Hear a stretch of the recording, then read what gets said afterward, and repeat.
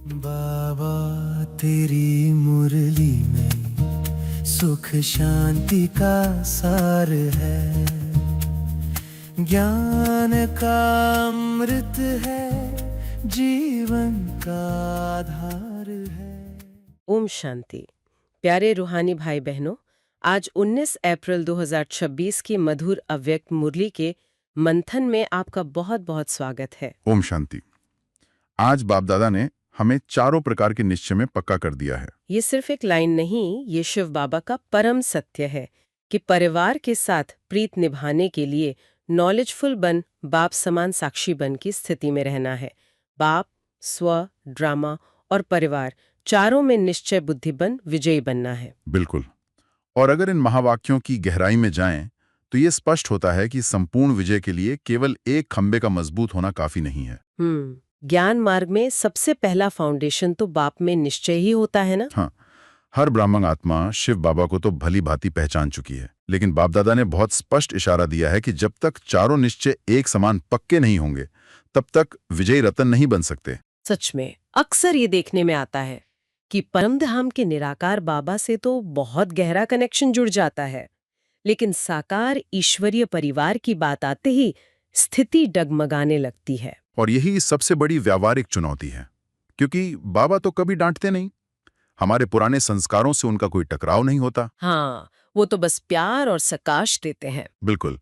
लेकिन दिनचर्या में, साकार रूप में, हर पल का साथ तो इसी ईश्वरीय परिवार का ही है। अगर परिवार की छोटी छोटी बातों में हलचल हो रही है, तो मतलब निश्चय कमजोर है। मतलब साक्षीपन की कमी से ही स्वस्थिति नीचे आती है। वही तो। इसे एक बहुत ही सुंदर उदाहरण से समझते हैं। एक बड़े ऑर्केस्ट्रा को देखिए, उसमें एक वायलिन भी बजता है और एक भारी ड्रम भी। दोनों की आवाज और स्वभाव बिल्कुल अलग हैं। बिल्कुल। अगर वायलिन ये सोचने लगे कि ड्रम मेरी तरह शांत और मधुर क्यों नहीं है, ये इतना शोर क्यों करता है, तो वो संगीत कभी बन ही नहीं सकता। मतलब हर साज की अपनी एक विशेषता है। हाँ, इसी तरह यह ईश्वरीय परिवार विश्व का सबसे बड़ा और अनूठा परिवार है। एक ही माला में 1 नंबर का दाना भी पिरोया हुआ है और 108 नंबर का दाना भी है। तो विचारों और संस्कारों का अलग होना बहुत स्वाभाविक है। एकदम सही। जब इतने अलग-अलग जन्मों के गहरे संस्कारों के साथ आत्माएं एक ही सेवा केंद्र पर साथ रहती हैं, तो टकराव होता है। लेकिन हर एक को उसी रूप में स्वीकार करना, यही वास्तव में नॉलेजफुल अवस्था है। बाबा ने आज कितना गहरा सवाल पूछा है। ऐसे नहीं कि हमारा तो बाप में निश्चय है, बाप में है वो तो बहुत अच्छा, लेकिन बाप के साथ स्व का नशा भी आवश्यक है। मैं कौन? स्व में निश्चय का सीधा सा अर्थ यही है कि मैं बाप द्वारा स्वमानधारी हूँ, स्वराज्य अधिकारी हूँ। मतलब स्वयं पर से विश्वास कभी नहीं हिलना चाहिए। बिल्कुल। स्वयं सर्वशक्तिमान बाप ने हमें कितने महान स्वमान दिए हैं। वास्तव में देखा जाए तो निश्चय का अर्थ ही सफलता है। लेकिन जब इस स्वनिश्चय की कमी होती है, तो उसका परिणाम बहुत भारी होता है। हाँ, जब आत्मा का स्वयं से विश्वास टूटता है, तो वो बहुत जल्दी दिल शिकस्त हो जाती है। जैसे पुरुषार्थ में एक बहुत भारी थकान सी महसूस होने लगती है। और ये थकान शारीरिक नहीं होती, ये पूरी तरह मानसिक होती है। ऐसा लगने लगता है कि शायद मुझसे ये कमजोरी कभी नहीं छूटेगी, या मेरी अवस्था हमेशा ऐसी ही ऊपर नीचे रहती है। ये निराशा वास्तव में स्वमान भूलने की निशानी है। बिल्कुल। इस स्वराज्य अधिकारी की स्थिति को ऐसे समझें, जैसे आत्मा एक बहुत बड़ी कंपनी की सीईओ है और ये मन, बुद्धि, पुराने संस्कार, ये सब कर्मचारी हैं। हाँ। अगर सीईओ का ही खुद पर से निश्चय हिल जाए, तो सारे कर्मचारी तुरंत हड़ताल पर चले जाएंगे ना। मन व्यर्थ संकल्प करने लगेगा, आंखें दूसरों के अवगुण देखने लगेंगी, मुख से शिकायतें निकलने लगेंगी। दुनिया में तो कोई छोटा सा भी टाइटल मिल जाए तो लोग कितना नशा रखते हैं। वही तो देखने की बात है। यहाँ तो स्वयं बाप दादा ने मास्टर सर्वशक्तिवान का टाइटल दिया है। अगर इस स्वमान की स्मृति पक्की हो, तो माया का छोटे से छोटा वार भी बेअसर हो जाता है। स्वमान की स्मृति ही सबसे बड़ा अस्त्र है। बिल्कुल। जिस आत्मा को अपने रूहानी स्वमान का नशा होता है, उसके चेहरे और चलन से ही विजय झलकती है। हर कर्म में सफलता स्वतः ही समाई होती है। और जब स्वनिश्चय पक्का होता है, तभी ड्रामा का ज्ञान भी अचल स्थिति बनाता है। ये आध्यात्मिक ज्ञान की बहुत बड़ी शक्ति है। ड्रामा में निश्चय वास्तव में एक अभेद्य रक्षा कवच है। ऐसा तो नहीं है कि ब्राह्मण जीवन में कोई परिस्थिति आएगी ही नहीं। परिस्थितियां तो आनी ही हैं, लेकिन जो निश्चय बुद्धि है वह समस्या को समस्या के नजरिए से देखता ही नहीं है। ड्रामा का अटल निश्चय समस्या को 1 सेकंड में समाधान बना देता है। बिल्कुल। इसे एक बहुत ही व्यवहारिक बात से समझ सकते हैं। जैसे जब कोई सस्पेंस या थ्रिलर फिल्म पहली बार देखते हैं तो हर दृश्य पर दिल धड़कता है कि अब क्या होगा। एक अजीब सा भय और उत्सुकता बनी रहती है। हाँ, लेकिन जब वही फिल्म दूसरी या तीसरी बार देखते हैं तो बिल्कुल शांत होकर बैठते हैं, क्योंकि पहले से पता होता है कि अंत में हीरो ही जीतने वाला है। एक निश्चय बुद्धि आत्मा के लिए ये बेहद का ड्रामा बिल्कुल वैसा ही है। एकदम सही। ये ज्ञान कि ये घटना कल्प कल्प की रिपीट हो रही है, मन को एक अद्भुत शांति देता है। मतलब ये पक्का नशा रहता है कि मैंने कल पहले भी इस परिस्थिति को पार किया था। हाँ, मैं कल पहले भी विजयी था और आज भी मुझे ही विजयी बनना है। ये पक्की स्मृति नएपन के भय को हमेशा के लिए समाप्त कर देती है। फिर ये क्यों हुआ, कैसे हुआ, ये व्यर्थ प्रश्न नहीं उठते। बिल्कुल नहीं। आत्मा अपना सारा ध्यान सिर्फ समाधान पर केंद्रित कर पाती है, और जब आत्मा समाधान स्वरूप बनती है तभी परिवार के प्रति बड़ी दिल रखने की धारणा शुरू होती है। दूसरे के संस्कार को देखकर अपनी स्थिति खराब करना, ये तो सबसे सूक्ष्म भूल है। और ये ब्राह्मण जीवन की सबसे गहरी चेकिंग का बिंदु है, जो हर पल करना है। बड़ी दिल का अर्थ है दूसरों की कमजोरियों को ना देखकर निरंतर शुभ भावना रखना। मतलब अगर सेवा के साथी ने क्रोध किया और उसे देखकर मन में चिड़चिड़ापन आ गया, तो वास्तव में नुकसान किसका हुआ? नुकसान तो अपना ही हुआ ना। शिव बाबा कहते हैं कि खराब ने अच्छे को भी बदल लिया। ये तो घाटे का सौदा हो गया। वही तो। इसका सीधा सा अर्थ है कि उसने क्रोध किया तो वो खराब था, लेकिन उसका क्रोध देखकर मेरी शांति चली गई तो मैं भी खराब हो गया।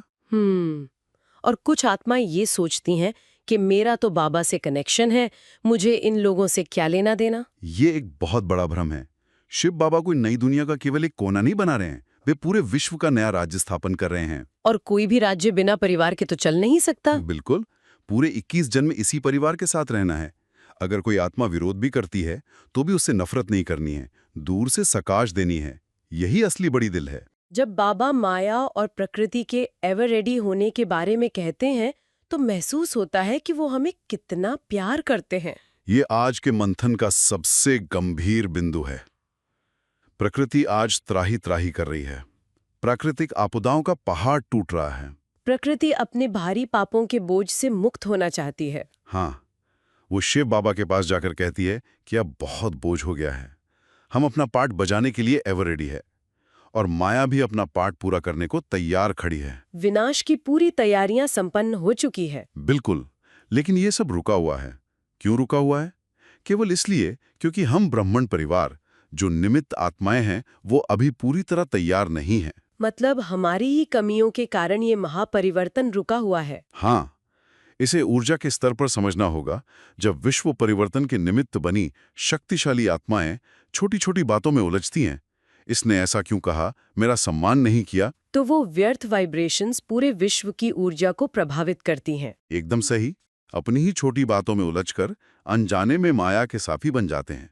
मतलब जो सतयुग लाने के निमित्त है, वही अगर संघर्ष करेंगे तो पवित्र दुनिया कैसे आएगी? यही बाप दादा की आशा है कि अब कैसे करें या क्या करें वाले सारे व्यर्थ प्रश्न समाप्त हों। दुखी आत्माओं को मुक्ति का संदेश देना है।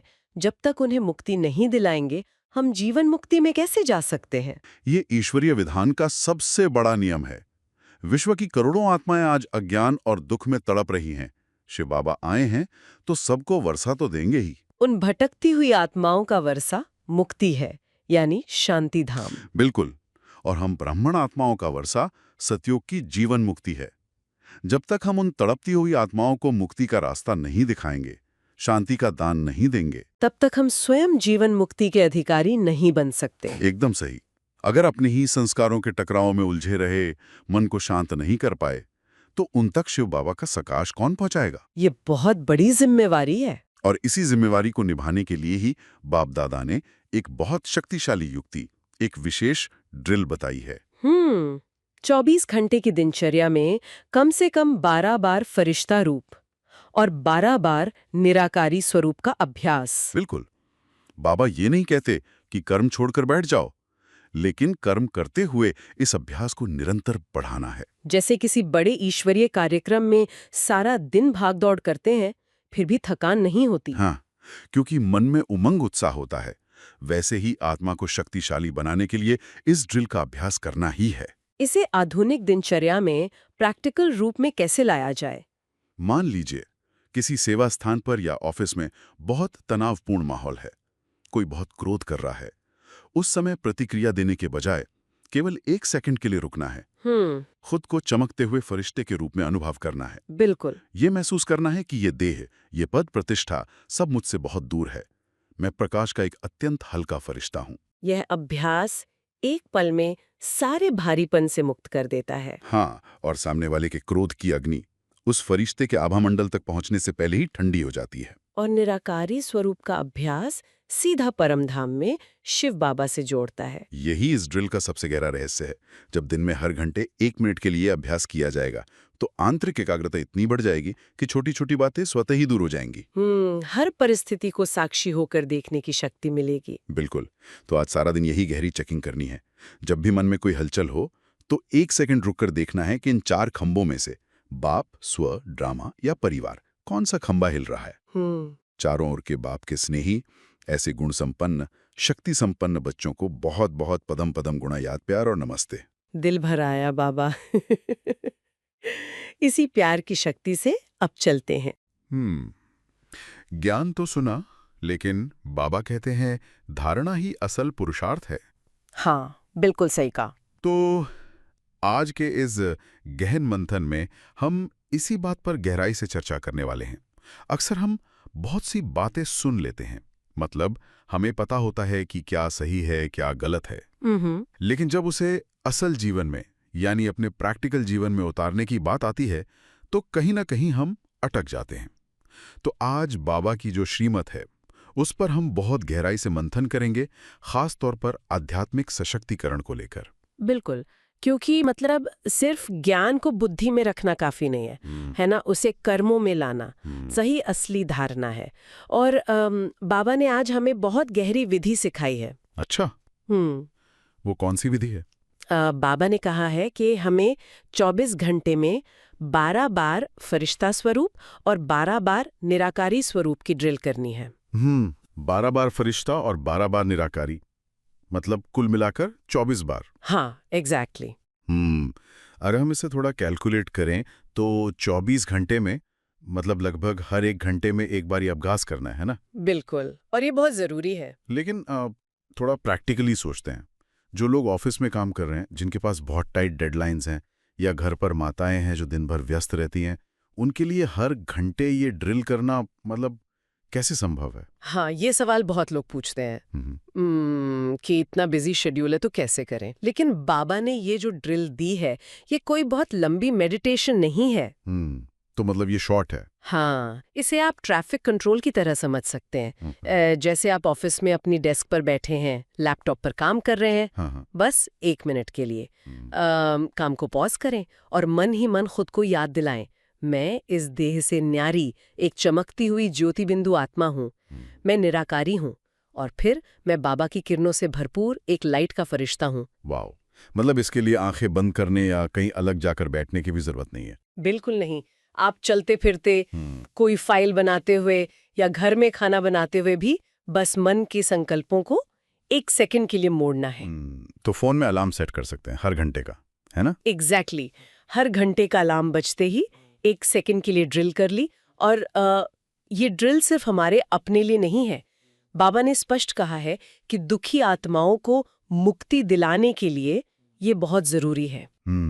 मुक्ति दिलाना मतलब हम तो खुद जीवन मुक्ति का पुरुषार्थ कर रहे हैं ना? हाँ, हम जीवन मुक्ति के अधिकारी तभी बनेंगे जब हम और आत्माओं को उनके दुखों से, उनके बंधनों से मुक्ति दिलाएंगे। और वो कैसे होगा? हमारे इसी फरिश्ता और निराकारी स्वरूप के वाइब्रेशन से। अच्छा, तो मतलब हमारी मानसिक स्थिति का सीधा असर आसपास की दुखी आत्माओं पे पड़ रहा है। बिल्कुल।